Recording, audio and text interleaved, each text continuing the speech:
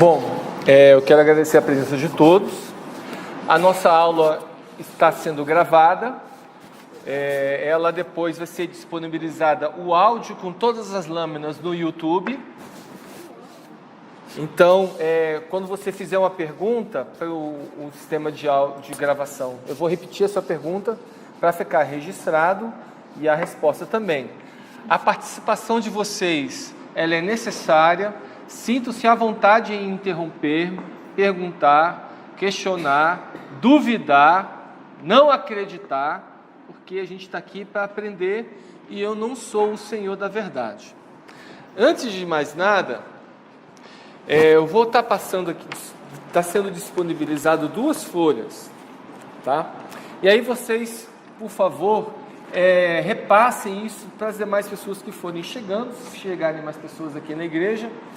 Uma é se você está disposto a fazer parte de um grupo do WhatsApp dessa aula, para a gente dar informes gerais, informações e até mesmo já postar o link a aula ficou pronta, o link do YouTube, enfim, caso você não possa vir, você assistir, você passar para algum colega, algum conhecido, enfim, e demais informes que a gente for ter. Até mesmo ser um ambiente de perguntas. Você está com alguma dúvida, não entendi, olha, eu não fui à aula e ouvi o áudio, eu não entendi essa situação, você poderia esclarecer, porque aí a gente esclarece aqui na aula. Eu trago a pergunta, a baila, peço ajuda a vocês também, para saber a opinião de vocês. Vou estar sempre questionando isso, vou estar sempre pedindo a opinião de vocês, tá? E a outra folha é de contribuir na escala do lanche.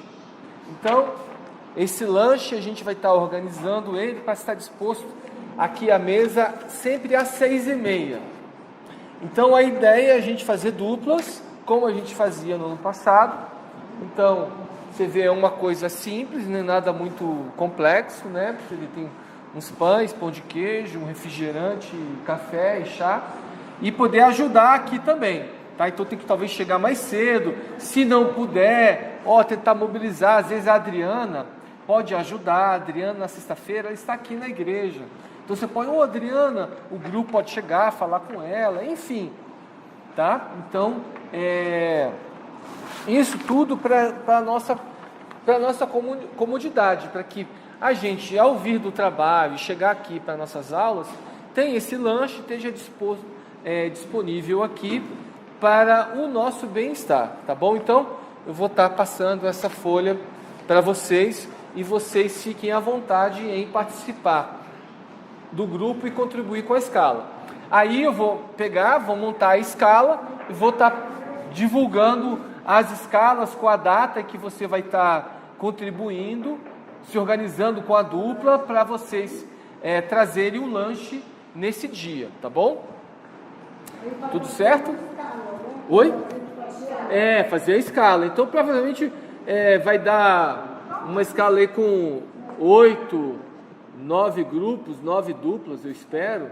E aí você vai contribuir uma vez, vai passar um mês e meio aí sem poder. Então, não fica pesado para ninguém. Exato. Tá bom? Bom, a gente está então retomando a nossa escola bíblica e o panorama bíblico aqui na nossa igreja, e a gente vai trabalhar sempre com módulos. Então, nós vimos o Velho Testamento todo e o livro de Apocalipse até o ano passado. O livro de Apocalipse ele vai ser inserido novamente ao final desse programa, porque o Apocalipse faz parte do Novo Testamento. E a gente vai então ter no início 3 aulas de introdução ao Novo Testamento. Então a gente vai ter uma visão global de todo o Novo Testamento.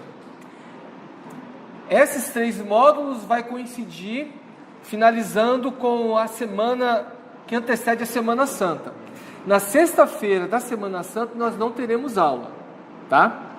E aí na semana seguinte, a Semana Santa, a gente vai estar começando o Evangelho de Mateus. Cada aula a gente vai estar trabalhando em torno de 5 a 6 capítulos de cada livro. Às vezes, em algumas epístolas, que são mais densas, como 1 João, por exemplo, apesar de ser 5 capítulos, talvez a gente fique, ao invés de uma aula matando 5, a gente gaste 2 ou 3. A carta de Paulo aos Romanos também, que é uma carta muito densa, muito cheia de princípios e conceitos, a gente também gaste mais tempo, tá? Então, é isso. Vocês têm alguma pergunta, alguma sugestão que gostariam de fazer para essa dinâmica? Vocês acham também? Depois? Então tá bom. Pode abrir a próxima. Isso. Então, esses são os princípios que vão nortear os nossos encontros, tá? Então, as nossas aulas serão semanais, elas vão começar sempre às 19 horas em ponto, como nós começamos hoje. Como também disse, a gente vai dividir funções para o nosso lanchinho. Então, a folha está sendo disponibilizada para você, se você se voluntariar para fazer parte dessa escala. O grupo de WhatsApp, eu também aqui já falei.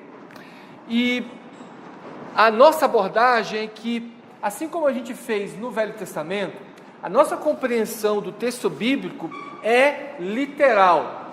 Ou seja, quando você vê que Jesus ressuscitou alguém dos mortos, se está escrito, ele ressuscitou Lázaro, é porque Lázaro estava morto e de fato ressuscitou. Não é uma metáfora, não é uma figura de linguagem, não é uma comparação.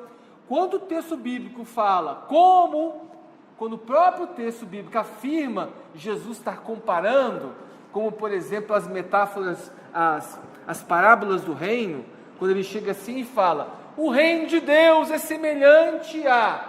Percebe? Quando ele está dizendo a semelhança, ele está comparando. Então ele não está dizendo que o reino de Deus é uma semente. O próprio texto diz que a pessoa que está falando, ela está fazendo uma comparação, está fazendo uma metáfora.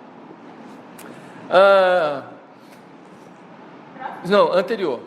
A gente, por conta da própria orientação da nossa igreja, sempre que a gente observar o texto fazendo um foco em relação ao reino de Deus, a gente vai procurar dar essa direção. Porque a compreensão do reino, a mensagem do reino, ela está em toda a Escritura, tanto do Velho quanto do Novo Testamento. No Novo Testamento, talvez ainda mais evidente do que no próprio Velho Testamento. Então, sempre que a gente formos observar alguma direção em termos da doutrina, da teologia do reino, a gente vai parar para se reportar e gastar um pouco mais tempo nela. E aí, finalmente, é que as nossas aulas serão gravadas e postadas. Então, quando a gente tiver com o sistema de som, talvez apareça seu áudio, eu tenho certeza que você vai dar os direitos de voz, né, para ser ninguém que vai processar a igreja, mas não estou sabendo que estava sendo gravado, tá? Então vocês estão cientes. Tem testemunha. Tem testemunha e está registrado aqui. Alguém aqui é contrário? Não, todos foram unânimes. Então tá ótimo. Então pode passar, por favor. Bom, então vamos lá. O que é o Novo Testamento? Alguém pode me dar alguma sugestão? Algum de vocês? Sim? O que é o Novo Testamento? Novo Testamento. Como? É um testemunho do que está acontecendo. Novo Testamento é o testemunho de que está acontecendo. Alguma contribuição a mais? Por favor.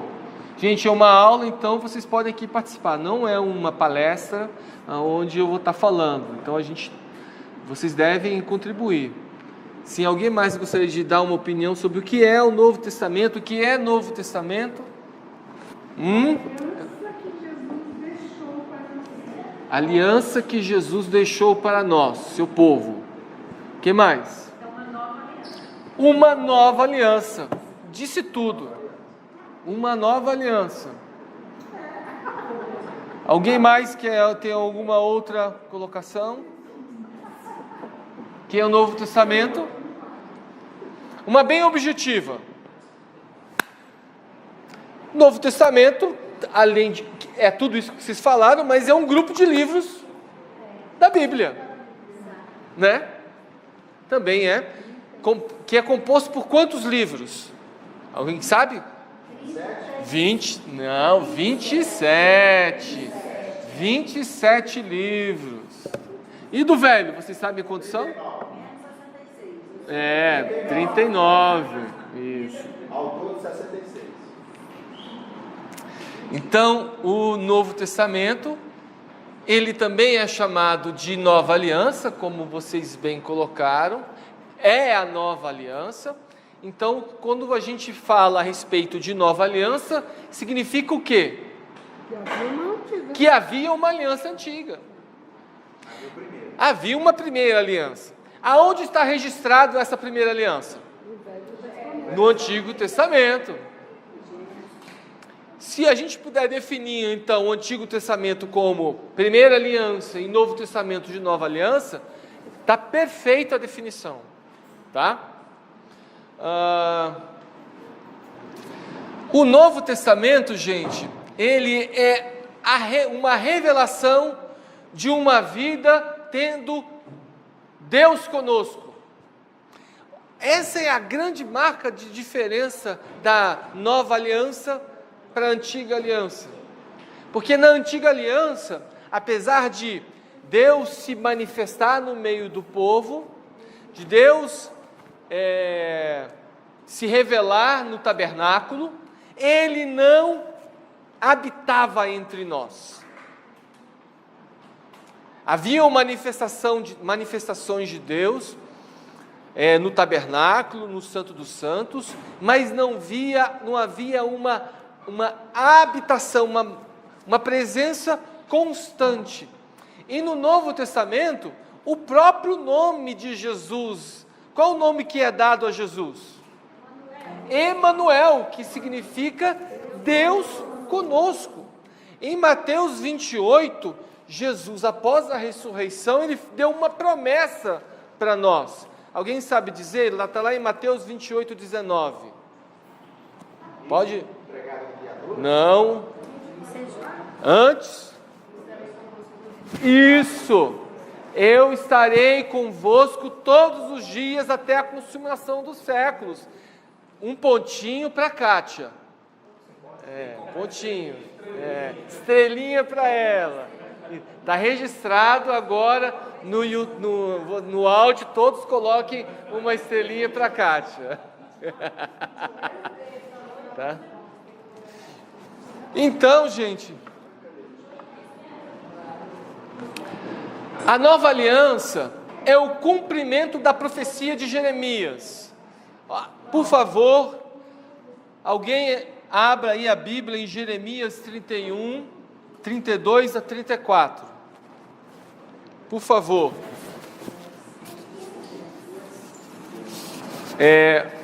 A gente está com um problema de microfone, e aí a gente precisa não estar com o microfone aqui. Está ali, 31, 32 a 34. Quem vai ler? Por favor. Leia. Não conforme a aliança que fiz com seus pais, no dia em que eu os tomei pela mão, para os tirar da terra do Egito, porquanto eles anularam a minha aliança. Não obstante, eu os havia desposado, diz o Senhor. Porque esta é a aliança que firmarei com a casa de Israel, depois daqueles dias, diz o Senhor. Na mente lhes imprimirei as minhas leis, também no coração lhes inscreverei. Eu serei o seu Deus e eles serão o meu povo. Não ensinará jamais cada um a seu próximo, nem cada um a seu irmão, dizendo: conhece ao Senhor, porque todos me conhecerão, desde o menor até o maior deles, diz o Senhor, pois perdoarei as suas iniquidades e dos seus pecados jamais me lembrarei. Veja que coisa maravilhosa que o profeta fala. Ele diz que o Senhor, que a palavra dele na nova aliança ia habitar junto de nós. E ele faz um alerta, o profeta também exorta o povo, que o povo de Israel não havia guardado, havia esquecido, havia abandonado, não havia se ligado aos mandamentos que o Senhor tinha estabelecido. Na nova aliança, o profeta fala que o Senhor, Ele imprimiria, Ele colocaria no nosso coração e na nossa mente a sua vontade. Isso é muito forte para nós. Quem faz esse papel hoje de fazer essa lembrança? O Espírito Santo. Jesus, quando fala lá, estrelinha para o Luciano, Jesus, quando fala no Evangelho de João, no capítulo 14, ele reforça que o Espírito de Deus, que vai ficar com vocês, vai fazer vocês lembrarem de todas as palavras que eu vos ensinei. Então, quando a gente vê Jesus dizendo, então, que Ele estaria conosco até a consumação dos séculos, e Ele fala também que o Espírito Santo é que vai estar falando com a gente, lembrando das coisas que Ele ensinou, já mostra também que o próprio texto bíblico está afirmando que o Espírito Santo e Jesus, os dois, estão agindo entre nós, falando conosco. Quem é o maior? O Espírito Santo ou Jesus? Os dois. Porque não existe disputa entre as pessoas da Trindade. A divisão que a gente vê das pessoas da Trindade, ela é muito mais, ela é real, mas ao mesmo tempo ela é conceitual, para nós compreendermos a ação de Deus. Porque quando Jesus age na vida de alguém, Ele próprio dizia que Ele também estava agindo o Pai e também estava agindo o Filho, porque o Pai, o Filho e o Espírito Santo, os três são um só. Então não dá para separar. Quando Jesus se esvazia da sua divindade, eu não consigo compreender, quando o Paulo fala em Filipenses, no capítulo 2, eu não consigo compreender Deus se esvaziando de si mesmo, mas ao mesmo tempo ficando nos céus, no seu trono, e ao mesmo tempo agindo entre nós, porque a Bíblia fala que os milagres que Jesus fazia eram operados pelo Espírito Santo. Ele é tridimensional. Porque Ele é tridimensional? Não, Ele é trino. Porque Ele é trino, Pai, Filho e Espírito Santo. Vamos ver esse texto também na carta aos Hebreus 8:10, por favor. E essa mesma pessoa depois leia 10:16. Quem vai ler? Já achou, então leia. Porque esta é a aliança que firmarei com a casa de Israel. Depois daqueles dias, diz o Senhor, na sua mente imprimirei as minhas leis. Também sobre o seu coração as inscreverei. E eu serei o seu Deus, e eles serão o meu povo. Aleluia. 10:16. Tá. Esta é a aliança que farei com eles. Depois daqueles dias, diz o Senhor, porei no seu coração as minhas leis, e sobre a sua mente as inscreverei. Amém. Vocês estão percebendo a diferença, então, da velha aliança e da nova aliança? Aonde Deus escreveu a velha aliança? Na lei. Em tábuas de pedra. Aonde Deus escreve a nova aliança? Nos nossos corações. Mas Ele não... mas o nosso coração não pode ser um coração de pedra. Tem que ser para escrever, ele escreveu em cima da pedra. Não só, e ele acrescenta, não é só no coração, é onde mais? Em nossa mente. Se a nova aliança não estiver escrita,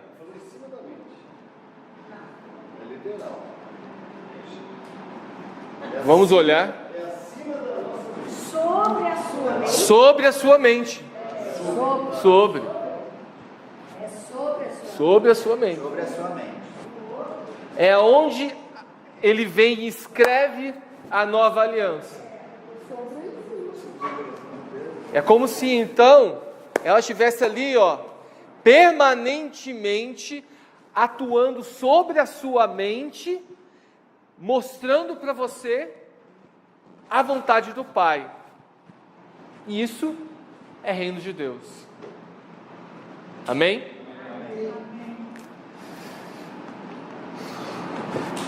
A nova aliança é onde estão definidas as leis do reino, porque essas leis elas são implantadas pelo Senhor sobre nós. Próxima lâmina, por favor.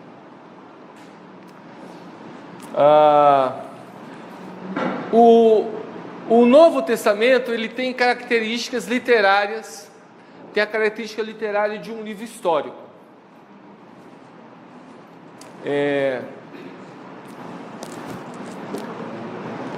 Mas não é apenas, essa não é a única narrativa literária dela. Assim como no Velho Testamento, ele também tem outros formatos literários. Mas a comparação, quando a gente coloca entre o Evangelho e a Torá, é porque os dois começam os seus testamentos. O Velho Testamento, a primeira aliança, começa com os 5 primeiros livros da lei, onde estão prescritas o quê? Toda a velha aliança, toda a primeira aliança. O Novo Testamento começa com o Evangelho, aonde então está estabelecido o centro da nossa doutrina, da doutrina da nova aliança. Então, são histórias, digamos assim, com o mesmo formato. Apesar do Velho Testamento, os 5 primeiros livros da lei, o Pentateuco, ser uma narrativa, ou seja, alguém está contando uma história, eles não são chamados de livros históricos. Da mesma maneira, os evangelhos, eles também são narrativas, alguém contando uma história, e da mesma maneira não são chamados de livro histórico, eles são chamados do Evangelho. Oi, pois não. Livros sinóticos, os evangelhos? Sinóticos. A gente vai falar sobre isso. Tá. Ele perguntou se existe um termo sinóptico, e eu disse que nós vamos ver isso ainda hoje, tá? Então, os livros do Pentateuco, como a gente viu, são Gênesis, Êxodo, Levítico, Números e Deuteronômio. Os evangélicos, Mateus, Marcos, Lucas e João. São histórias de valor espiritual tão grande e especial que seu conteúdo os tornam únicos em relação aos demais livros históricos da Bíblia. Marcos foi o primeiro dos evangelhos a ser escrito. Foi escrito no ano 53. Lucas foi escrito no ano 60. Mateus, escrito no ano 65. E João, o último dos livros, foi escrito em 89. AD significa Anno Domini. Anno Domini. AD é o termo Anno Domini, tá? Ou depois de Cristo. Agora, essas datas, gente, todas as datas que a gente colocar aí, elas são... existe muita divergência de opiniões em cima delas. A próxima lâmina, por favor. Então, eu fiz aqui apenas uma comparação entre os evangelhos e a Torá, porque ambos começam as novas alianças, a sua própria aliança. Então, o Pentateuco começa com a origem de Abraão e a sua genealogia. E no Novo Testamento, ele começa o livro de Mateus com a genealogia de Jesus. No Pentateuco nós temos a chamada lá em Gênesis 12, a chamada de Abraão e o cuidado com a sua descendência. E nós temos nos evangelhos a manifestação do ministério de Jesus, o chamado e o cuidado com os seus discípulos, dos primeiros capítulos. Nós temos no Pentateuco o sacrifício de Isaac, onde Deus providenciou o cordeiro. E nos evangelhos nós também temos o sacrifício, onde Deus é o próprio cordeiro. No Pentateuco nós temos as leis e os mandamentos. Na nova aliança nós temos a nova lei e o novo mandamento.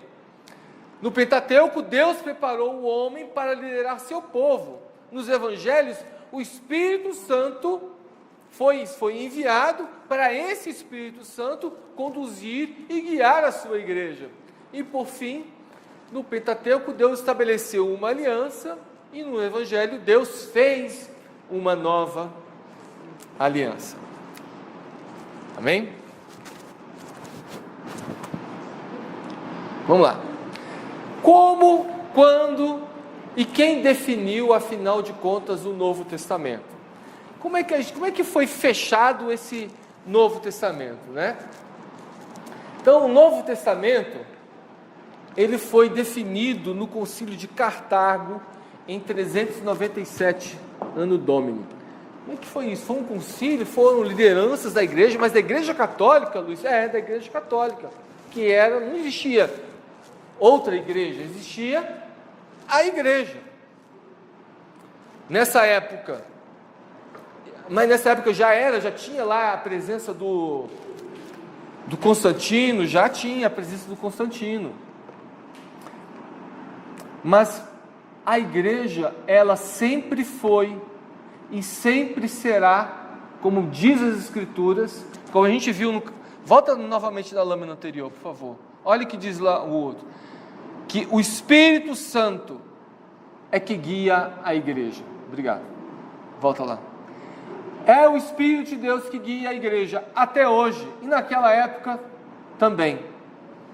Então, nesse concílio de 397, as lideranças das igrejas se reuniram nessa cidade, em Cartago. Cartago fica no norte da África. E lá foi concluído, foi fechado o cânon do Novo Testamento. Como é que ele foi? Quais foram os critérios que eles definiram? Porque havia muita literatura. Logicamente, não como então o pessoal tinha um monte de livro. Não, gente, eram rolos, né, pergaminhos.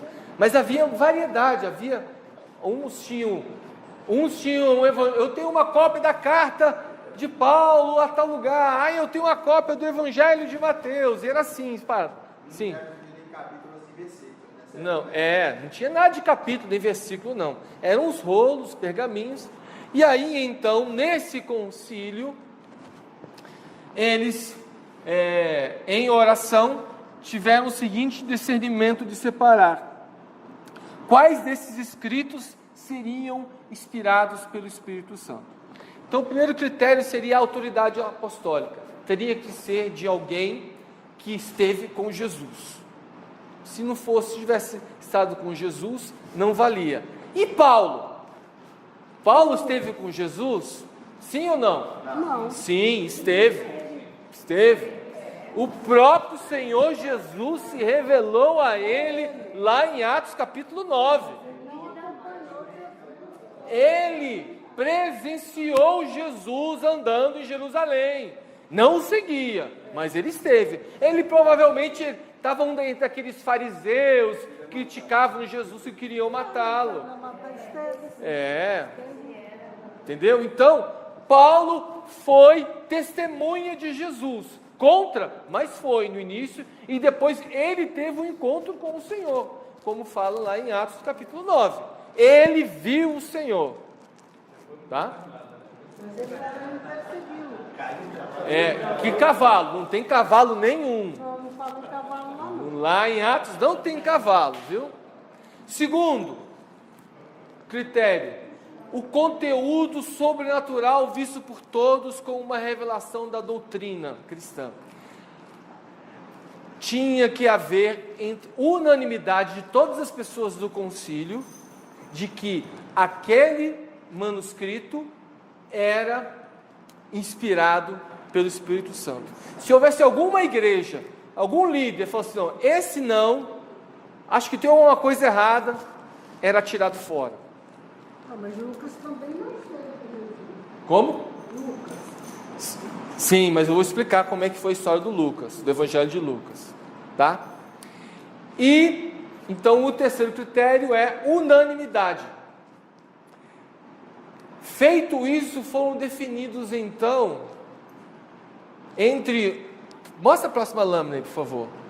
entre essa quantidade toda aqui, ó, de outros textos, ainda tem mais. A lista eu tinha 68 escritos apócrifos, que não foram considerados como inspirados pelo Espírito Santo, mas as pessoas daquela época tinham algum ou outro, tinham algum manuscrito. Então, tinha o Evangelho segundo os Hebreus, Proto-Evangelho de Tiago, Evangelho do Pseudo Tomé, Evangelho de Pedro, de Nicodemos, e assim vai, Evangelho de André, de Filipe, o drama de Pilatos, a morte e a assunção de Maria, Atos de Filipe, Atos de Tadeu, Epístolas de Barnabé, Carta dos Apóstolos, correspondência entre Sêneca e Paulo, Apocalipse de Pedro, e assim vai. Todos esses eram manuscritos que permeavam entre as diversas igrejas espalhadas pelo mundo. E somente os 27 que nós temos, é que foram, de fato, considerados inspiração pelo Espírito de Deus, porque eles tinham o princípio da autoridade apostólica, da autoridade do Espírito Santo, que eles viam a manifestação do Espírito Santo e a ligação teológica com todas as Escrituras, tanto do Novo Testamento quanto do Velho, e também a unanimidade entre da igreja. Pois não? Para determinar quais eram as igrejas católicas, elas eram íntegras? Como que funcionava isso? Porque é muito simples igrejas se reunirem e dizerem... A pergunta que foi feita a mim essas lideranças da igreja, elas eram íntegras naquela época, no ano de 397? Queridos, apesar de todos os contrários, da gente ver desvios éticos de pastores, eu vou reforçar, a igreja, ela é dirigida por Deus, né? E nós cremos pela fé que aqueles homens foram dirigidos, orientados por Deus para fazer essa escolha. Pois não? Eu sempre gosto de pensar que eles foram os guardiões da palavra por muito tempo, momentos históricos muito importantes. Então eu acho que isso me dá um conforto no meu coração. Olha, e foram, porque até 50 anos antes desse concílio, antes da conversão verdadeira ou fictícia de Constantino, a igreja sofria fortíssima perseguição e esses escritos eram preservados e guardados e mantidos, e que guardaram a fé e que fizeram com que eles perseverassem na fé, mesmo diante da ameaça romana de martírio e etc. Foram esses 27 escritos que fizeram com que esses homens não só permanecessem na fé, mas com que o Evangelho atingisse o mundo todo como atingiu. Se a gente não achar que isso não é a obra de Deus, é a obra de quem? Amém? Então, nós cremos isso por fé realmente. Não houve um momento, alguém recebeu, e eu tenho até segurança, por ter sido um concílio, que seria duvidoso se tivesse aparecido um camarada e assim, olha, recebi de Deus uma direção de que os livros são esses. Porque todos que fizeram isso, criaram movimentos heréticos. O Testemunho de Jeová foi um cara. Os Mormons foi um cara. Os Espíritas foi um cara. Sempre é um cara. Né? Uma pessoa só. Mas não. Com a igreja, Deus falou, não foi com uma pessoa. Havia um concílio, havia umas pessoas de todo o mundo reunidos num certo lugar, e o Espírito de Deus falou com todos. unanimidade. Exato. Aí, porque convencer todo mundo da mesma coisa não é uma coisa fácil, Não é algo natural. natural, né? Amém. Pode mostrar a próxima, por favor. Bom, essa é a estrutura organizacional do Novo Testamento. Nós temos os evangelhos, tá? Que são um tipo de literatura de narrativa. Dentro dos evangelhos, Mateus, Marcos e Lucas são chamados de evangelhos sinóticos. A gente vai explicar isso. Nós temos um livro histórico, que é o livro de Atos dos Apóstolos. Nós temos as epístolas de Paulo, ao todo são 13, Romanos, 1 e 2 Coríntios, Gálatas, Efésios, Filipenses, Colossenses, 1 e 2 Tessalonicenses, 1 e 2 Timóteo, Tito e Filemão. Dessas epístolas de Paulo, nós temos as epístolas da igreja, que é essas primeiras que nós vemos aqui na lâmina, e as epístolas pastorais de Paulo. Foram epístolas que Paulo escreveu para pessoas, ao invés de igrejas. As epístolas gerais, Tiago, Hebreus e Tiago, viu? A ordem ali está invertida.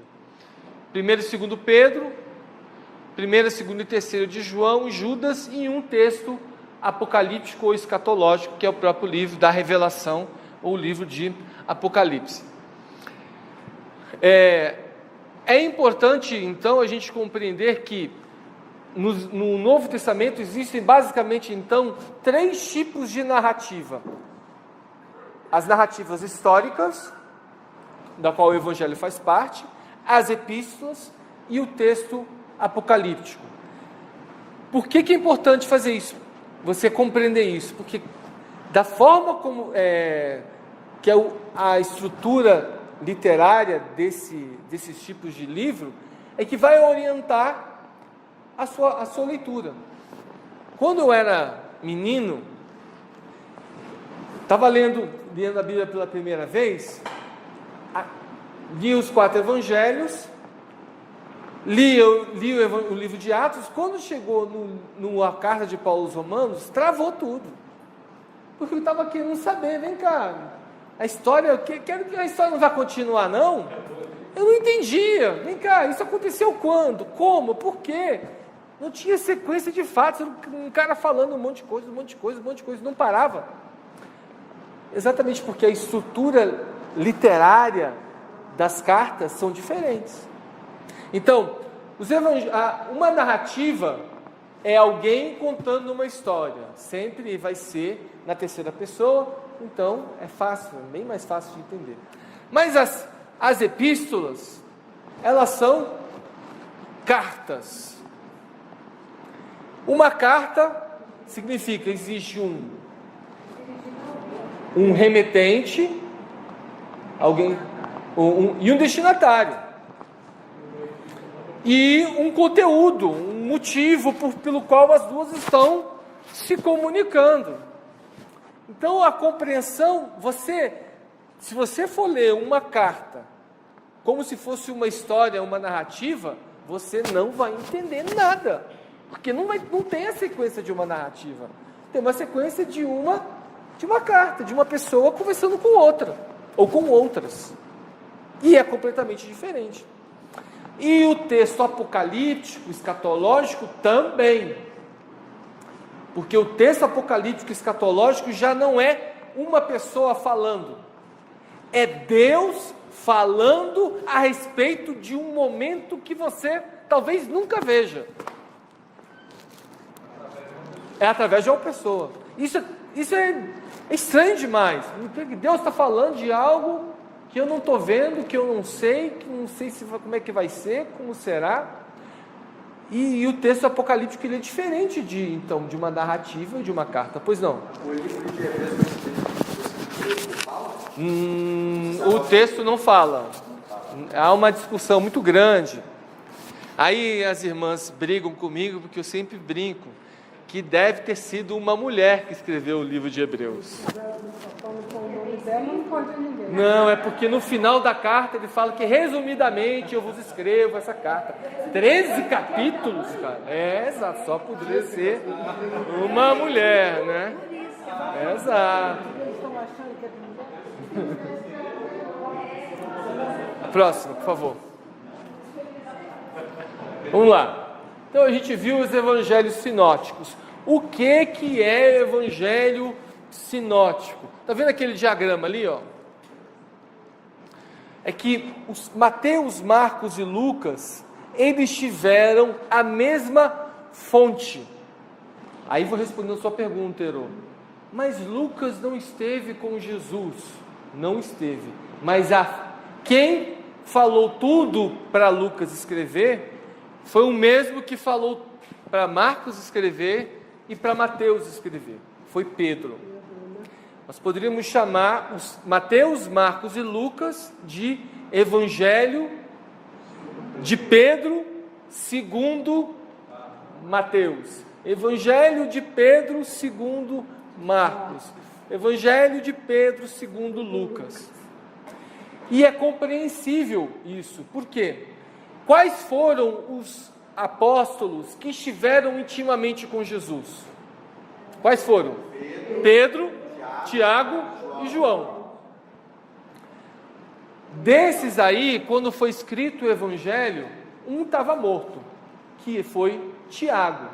Tiago foi morto por Herodes, está lá no livro de Atos. Então Tiago não escreveu nada. Então desses íntimos só sobrou 2, Pedro e João. E então os evangelhos foi a fonte que Pedro utilizou, ou foi a fonte que os evangelistas tiveram para escrever os seus evangelhos. O primeiro evangelho a ser escrito foi o de Marcos. Marcos foi fonte para os outros 2, Lucas e Mateus. Por isso que 76% do evangelho de Marcos está presente ele compartilha com os outros 2. Então aquele gráfico ali, ó, vocês entenderam? Está lá, ó, o que está em rosa significa que é comum aos 3 evangelhos. Então 76% do evangelho de Marcos estão nos outros 2. O que está em marrom meio vermelho, mais forte ali, ó, é o 18%, significa que é comum entre Marcos e Mateus. E 3% do evangelho de Marcos está entre Marcos e Lucas. E o exclusivo que está só em Marcos, que é 3%. E assim sucessivamente os demais evangelhos. Tá bom? Entre Lucas e Mateus, você tem ali, no Evangelho segundo Lucas, 23% do que está em Lucas está em Mateus, e no Evangelho de Mateus, 25% do que está em Mateus está em Lucas. 20% exclusivo de Mateus, 35% exclusivo de Lucas, e assim vai. Ficou claro? Está claro esse? Então, o Evangelho segundo Marcos, ele foi o primeiro evangelho. Marcos, ele tinha escutado, desculpa, viu? De Pedro, e Marcos era primo de Barnabé. Ele escreveu o seu evangelho para os gentios em geral, principalmente os romanos, que passavam por perseguições.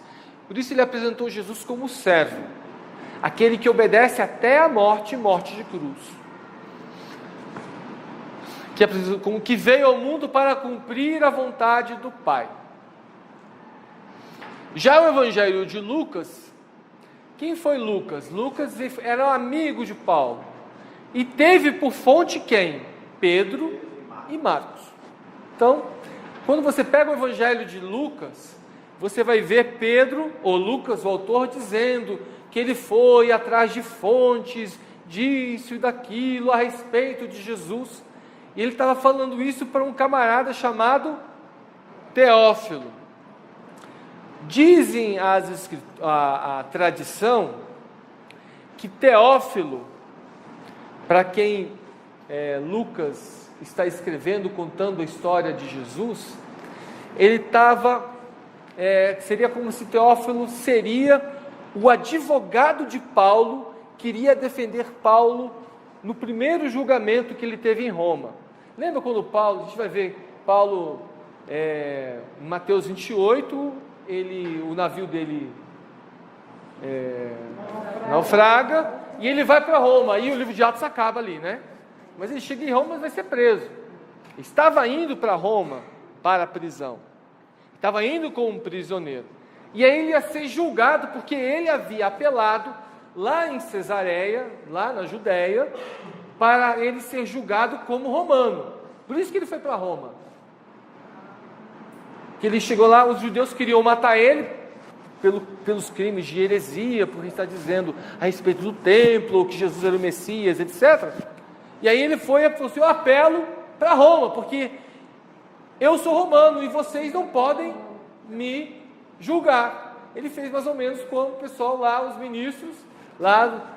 Eu quero uma outra instância, não quero passar pelo Moro, esse tribunal não é competente, um foro privilegiado, quero ser julgado pelo imperador, lá por Roma. Então Teófilo, que era gentio, não conhecia nada a respeito dessa fé que Paulo abraçava, então ele tinha que contar toda a história. Olha, o Teófilo vai contar a história desde o início para você. Primeiro você precisa saber o que Paulo acredita. Ele acredita em Jesus. Quem é Jesus? Vou contar a história de você desde o início. Olha, teve um camarada chamado Zacarias. Ele conta toda a história lá, desde o nascimento de João Batista, e vai trilhando a história de Jesus. Ele acaba o evangelho de Lucas e depois fala assim: bom, agora você entendeu por que ele crê, agora eu vou entender por que ele está preso. Vou escrever um outro para você. Agora aí foi o livro de Atos. O livro de Atos vai contar a história de por que Paulo chegou aqui nesse tribunal. Aí o Teófilo falou assim: e o cabo era bom, porque tanto é que Paulo, quando chegou no tribunal, ele foi inocentado, porque o julgamento chegou assim: olha, essa acusação que foi feita para você lá em Jerusalém, a gente não reconhece aqui não. Liberou Paulo e Paulo foi solto. Então no Evangelho segundo Lucas, ele mostrou a natureza humana de Jesus. Lucas mostrou que esse Jesus era o Filho do Homem, era o Deus homem. E ele foi escrito logo após o Evangelho de Marcos. Pode passar, por favor. E o Evangelho de Mateus foi o último dos sinóticos a ser escrito. Foi escrito um pouco após a morte do apóstolo Paulo. Ele escreveu aos judeus que estavam em Roma. Escreveu o Senhor aos judeus e apresentou Jesus como o Messias prometido de Israel. Então, por isso que você vai ver a ênfase nas profecias, apontando Jesus como o Messias. Alguém tem alguma pergunta dos sinóticos? Eu queria falar sobre o Pois não. Mateus. Pois não. Como um rei, né? Também. Como rei, como Messias. Como Messias, o rei, né? Isso.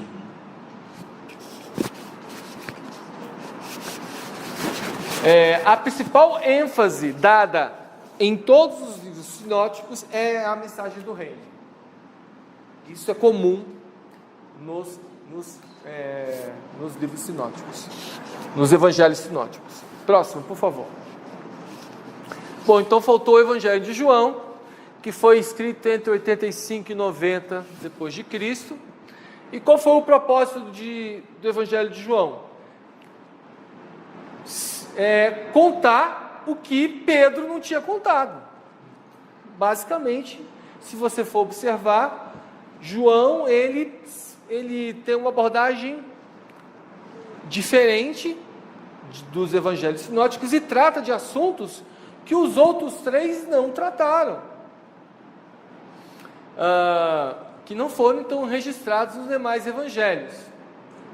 Ele apresenta a defesa da supremacia de Jesus sobre João Batista, porque haviam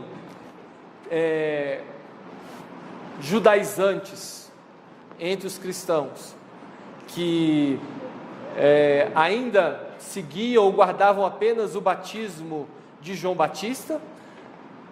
Você encontra relatos semelhantes desse lá em Atos capítulo 19, quando Paulo está em Éfeso, encontra com algumas pessoas e lá eles disseram que eles só conheciam o batismo ainda do arrependimento de João Batista. E aí Paulo vai e fala de Jesus, então ele passou a seguir. Então havia muitas outras pessoas que acreditavam apenas no... Pois não, só um minuto. Gente, o lanche está aqui, vocês podem se levantar, por favor, vem aqui, lancha, pode pegar um suco, um refrigerante à vontade, tá? Pois não. Eu quero falar, os dois que deram mais ênfase, os outros, hein? Os dois quem? João e Paulo, sobre a divindade de Jesus, foram esses dois, né? Todos. Todos? Todos. Todos procuravam, todos os autores do Novo Testamento procuravam expor a divindade de Jesus, tá? Amém. Isso. Leva lá para sua esposa, cara. Expiar os seus pecados primeiro.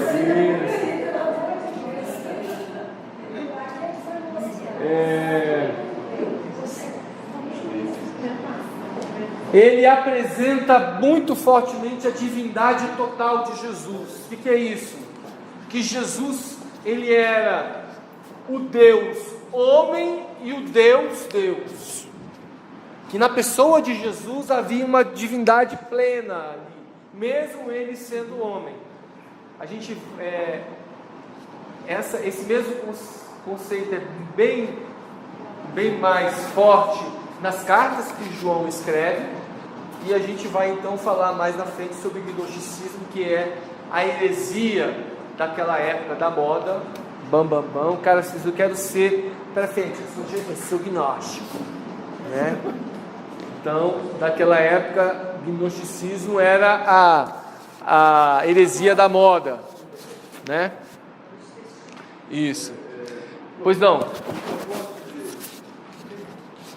É interessante a gente falar o seguinte: o Evangelho de Mateus ele foi escrito para mostrar o Messias para os judeus locais. Não locais, que estavam em Roma. Que estavam em Roma, então. Isso. O Evangelho de Marcos já é para os gentios que também estavam em Roma. Também estava em Roma. Lucas, como gentios falei, do mundo inteiro. Do mundo inteiro. Isso. João teve algum direcionamento nesse sentido? Ele escreveu para os judeus, ele escreveu para os gentios, ou ele escreveu para todos os cristãos. Não tem uma direção. Tanto é que a epístola de João está dentro das epístolas gerais, que não tinham um destinatário único, como Paulo escreveu para a igreja dos Colossenses, entendeu? Quando você entrar em detalhe em cada evangelho, você vai reforçar essa ideia? Sim. Porque é a gente interessante está para a passando, gente entender. Lógico, essas aulas, nesses 3 primeiros encontros, sobre a introdução do Novo Testamento, a gente está, como eu falei, tendo só uma visão assim, bem ampla, bem distante. Esse realmente um panorama assim, de lupa, sabe? Depois a gente, de lupa que eu falo de binóculo, né? Bem lá, a gente aqui para ter uma ideia do todo. Pois não. O Brasil visto de cima, então, isso aqui tipo exatamente. Isso. O próximo, por favor. Próximo. Aqui, vamos lá. Atos. Então, Atos dos Apóstolos foi o único livro do Novo Testamento considerado como histórico. Ele traz o pano de fundo histórico de todas as epístolas escritas, assim como os livros históricos do Velho Testamento. Gente, é muito a importância da compreensão do livro de Atos dos Apóstolos. Ela é básica para você compreender as cartas de Paulo e as demais cartas do Novo Testamento. Ali te dá, digamos assim, um fio da meada. Tem a mesma relação dos livros históricos do Velho Testamento com os livros proféticos. Se você não tiver uma compreensão dos históricos do Velho Testamento, você não vai entender nada do livro profético. Quando você vê lá Isaías, Ele fala lá, Isaías, do tempo do rei Uzias e tal, não sei o quê. Quem foi esse cara, Uzias? Aí você tem que... Onde está ele? Está lá em 2 Reis e 2 Crônicas. Aí fala da história de Uzias, quem foi Uzias, aonde ele teve, qual foram os pecados dele, o que ele fez de bom, ruim, enfim. Então, a compreensão das cartas do Novo Testamento está atrelada à sua compreensão de Atos dos Apóstolos. Amém? Alguma pergunta sobre isso? Não? Então vamos lá. Versículo-chave do livro de Atos dos Apóstolos é Atos 1:8. Por favor, alguém leia. Esse é o versículo-chave para todo o livro de Atos dos Apóstolos. Atos 1:8. Quem achou, por favor? Eu achei. Então leia, por favor. Mas recebereis a virtude do Espírito Santo, que há de vir sobre vós. Ser-me-eis testemunhas, eu não falo mais alto que isso, tanto em Jerusalém como em toda a Judéia e Samaria, até aos confins da terra. Exato. O Evangelho, o livro de Atos, então, é o desenvolvimento desse versículo, da mensagem do Evangelho chegando, alcançando a Judéia, o Jerusalém primeiro, depois a Judéia, depois Samaria e, por fim, os confins da terra. Para o povo, os confins da terra seria Roma. Apesar do apóstolo Paulo não ter criado a igreja de Roma, nas cartas, na primeira carta que ele estava preso, dizia que enquanto ele aguardava para ser julgado, ele estava numa casa e ele era guardado por 2 soldados pretorianos. O que é o soldado pretoriano? Pretoriano era que havia o legionário é o soldado romano para atacar fora. E o pretoriano era o soldado romano para cuidar de dentro de Roma. Essa é a diferença de um e de outro, né? E eles faziam a guarda municipal, né? Eles faziam a guarda do imperador também. Então, cada dia eram 2 que ficavam lá. Meu amigo, chegava lá 2, os 2 chegavam assim, ia sair chorando, né? Eu quero, eu aceito. Aí chegava mais 2. E acho que o imperador quis soltar e nós solta esse cara, senão ele vai acabar com a minha guarda. Porque assim que foi que o Evangelho, digamos assim, foi alcançando notoriedade dentro do Império e dentro de Roma.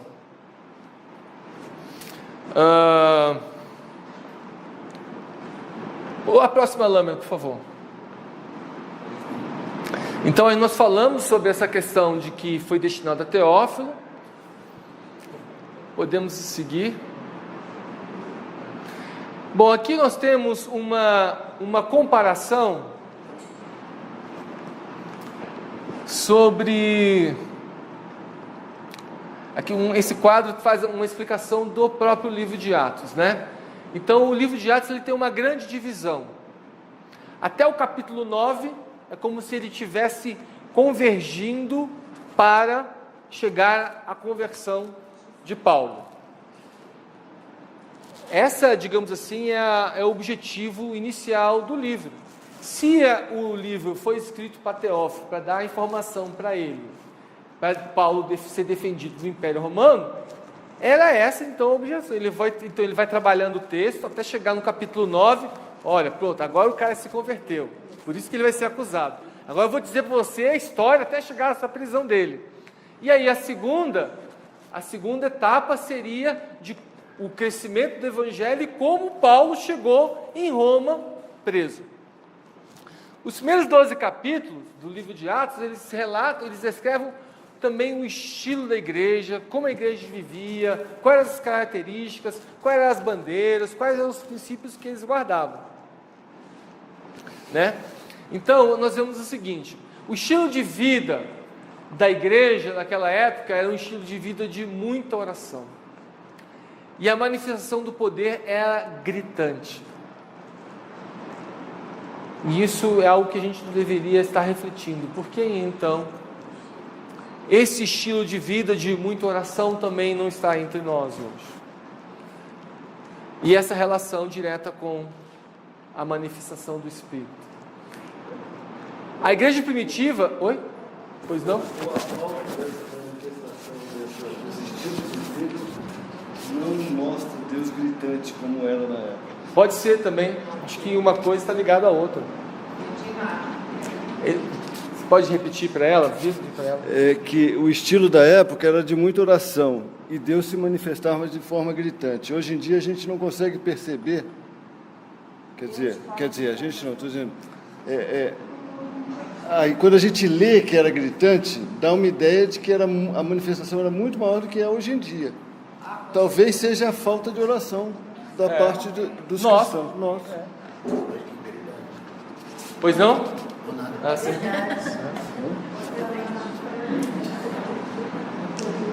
Então, os discípulos, eles tinham tudo em comum, viviam em unidade e comunhão intensa, não temiam perseguição, pelo contrário, se orgulhavam dela. Então, por isso, eles foram acostumados a ver Deus em todas as coisas, e eles, então, eram acostumados com o sobrenatural. E o cristianismo, ele cresceu em altíssima velocidade.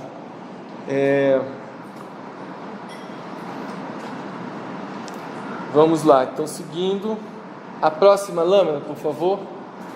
Nós temos aqui, então, a dinâmica do livro, depois do capítulo 9, depois do capítulo 12, é a parte, como versículo-chave ser testemunha em Jerusalém, Judéia, Samaria e os confins da terra. A partir do capítulo 12, esse evangelho, então, é levado aos confins da terra. Aqui nós temos a primeira viagem missionária de Paulo, e lá a segunda viagem missionária dele. Paulo, ele estava, após a sua conversão, a gente se lembra, ele se converteu próximo a qual cidade? De Damasco, na Síria. E aí, então, ele... agora eu estou em dúvida se era na Síria. Não, é Síria não, era aqui embaixo, né? Mais embaixo, não é na Síria não, é hoje como se fosse o Líbano, né? Então, Paulo se converte ali, e depois que ele se converte, ele vai para a sua terra de origem, que é em Társio, na Cilícia, que é essa região aqui, ó. Tá? A Bíblia fala lá no livro de Atos que Barnabé, então, vai atrás de Paulo, chama ele para vir com ele para trabalhar na igreja da Antioquia, que ficava aqui. E aí o texto fala, no capítulo 12 de Atos, que separaram Paulo e Barnabé e os comissionaram para uma viagem missionária. Eles saíram então na primeira viagem missionária de Antioquia, foram para Seleucia aqui, que era uma cidade portuária, pegaram um barquinho e foram para Chipre. Por que eles foram para Chipre? Porque Chipre era a terra de Barnabé. Então tinha os amigos, velhos, companheiros, os pessoal do bebedor de pinga e tal. Ele foi lá falar de Jesus para eles.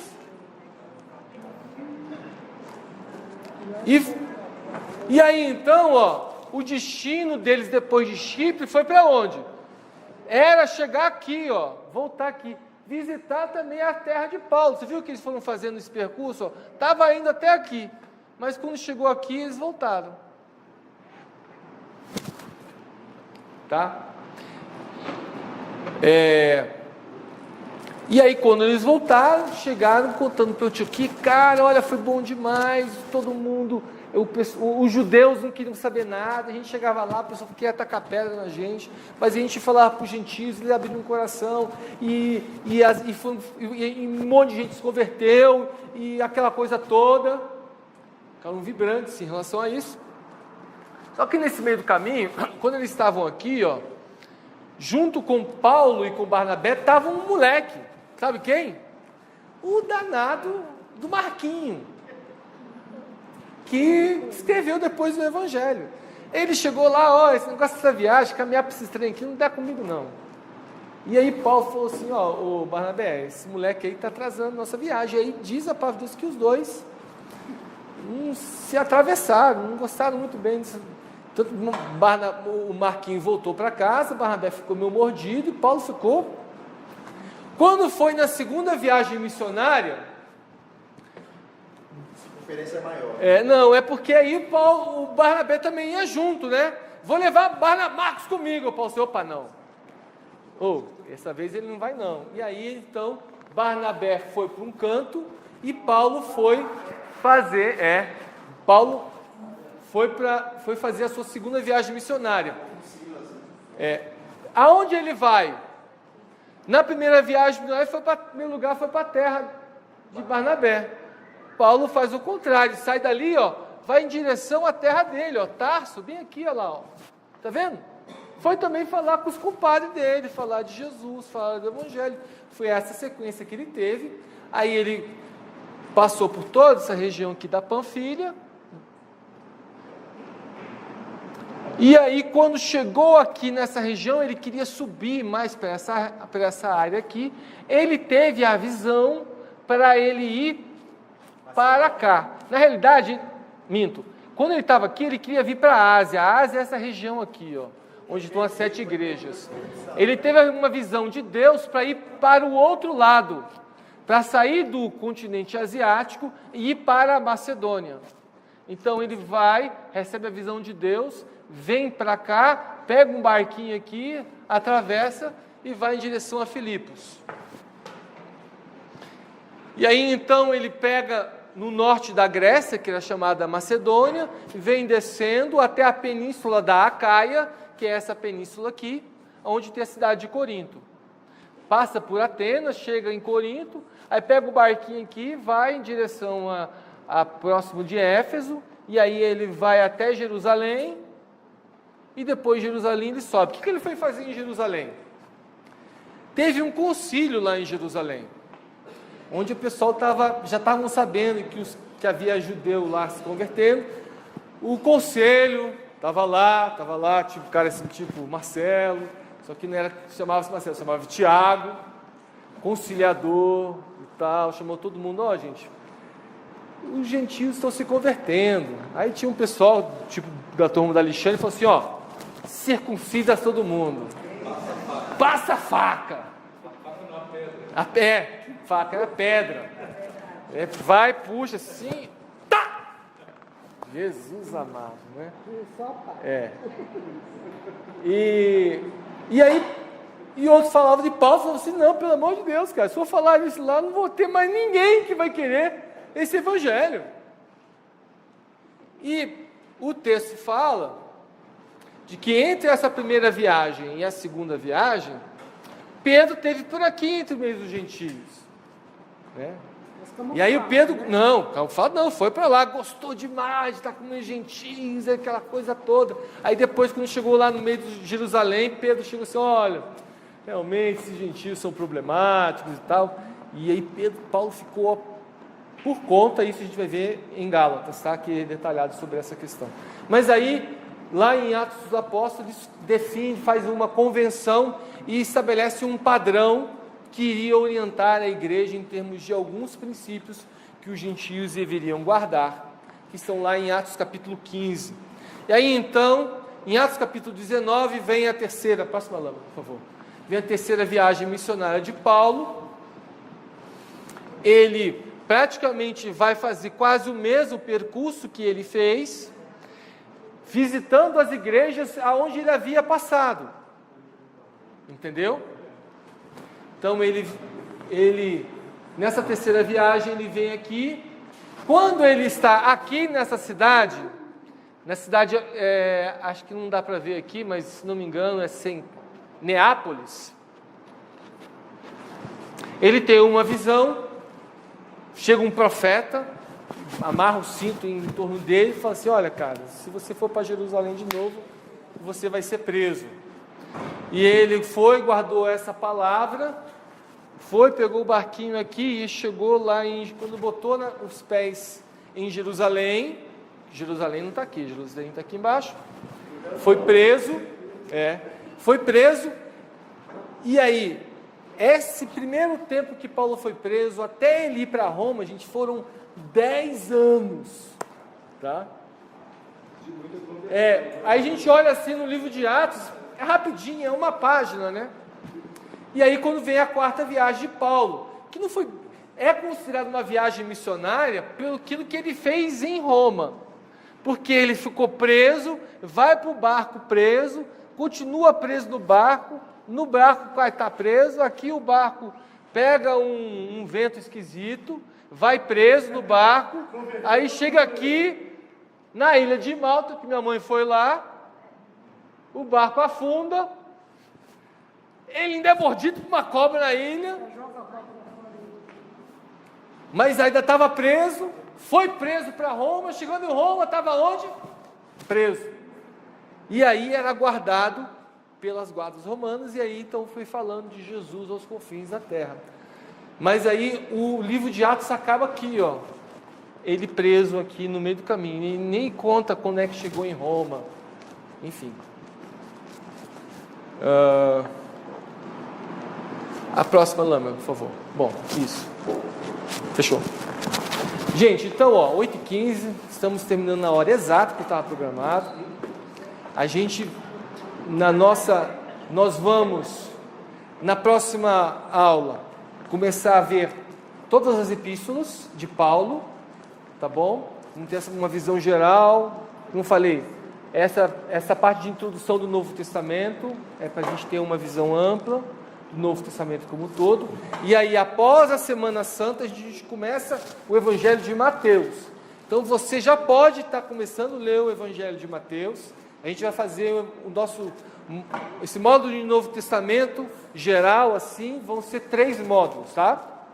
Então hoje é o primeiro, vão ter mais 2 aulas, aí a quarta vai ser Semana Santa, que não vai ter, na sexta-feira não vai ter aula aqui.